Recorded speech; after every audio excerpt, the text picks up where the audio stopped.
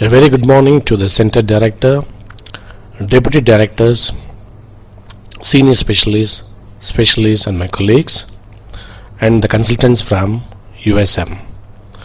I welcome you all for this presentation. I am the co-supervisor for active learning of secondary science through the integration of ICT. The course is going to be held from April 29 till May 23, 2013 for 4 weeks. Active learning implies an active role of the learner in the process of achieving new knowledge or skills and is associated with the term learning by doing. The following are the rationale of this course. As we know, ICT plays a significant role in teaching and learning of science, and ICT tools are much more interactive and offers potential for sustaining strategies that promote active learning in the classroom. Furthermore, the teachers are expected to encourage students to think critically to promote active learning in the science classroom as it improves student understanding. The main objective of this course is to provide participants with an understanding of how strategies that promotes active learning, which can be enhanced by the use of ICT. At the end of the course, the participants are able to acquire understanding of various strategies that enhance active learning and development of critical thinking skills, demonstrate skills in using ICT tools, develop assessment tools that measure successful use of strategies through the integration of ICT, and use the lesson quality improvement process to design, develop and evaluate active learning through the integration of ICT. This is just a simple framework for the course, and there are 5 major inputs. The first input is current trends and issues in the Southeast Asia region.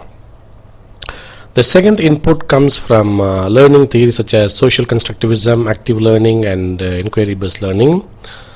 And the third input is on various ICT tools such as critical thinking tools, blocks, digital video resources, interactive simulations, claymation, web quests and game based learning.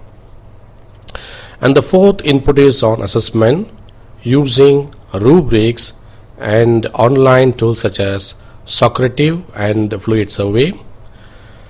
And the fifth input is from workshop, authentic learning contexts for action-based problem solving. The output from this course is at least 4 lesson plan exemplars through the integration of various ICT tools, for instance using blocks, claymation, web quests and game based learning. Constructivist learning theories such as social constructivism emphasize how a culture influences its people's mental constructs and support collaborative learning. Furthermore, the constructivism mixes very well with a variety of classroom practices and lead to discovery learning, authentic learning and so on, whereby the teacher acts as a facilitator and resource provider and the student as agents over the classroom environment and learning. There is a close relationship between active learning and critical thinking, as well as critical thinking and ICT.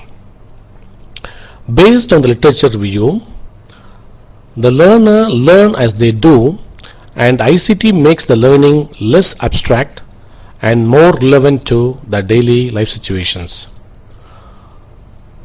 Secondly, learners choose what to learn when they need. Furthermore, some of the researchers argue that active learning involves problem solving and enables learners to develop their critical thinking skills, which is a required competency for successful learners and educators.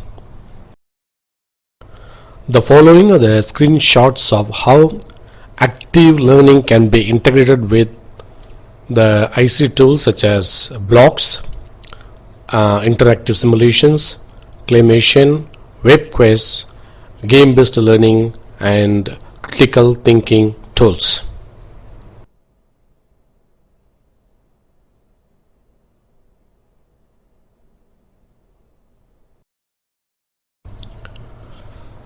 There is a close relationship between the web-based tools and constructivism, where the learner actively participates in the learning process,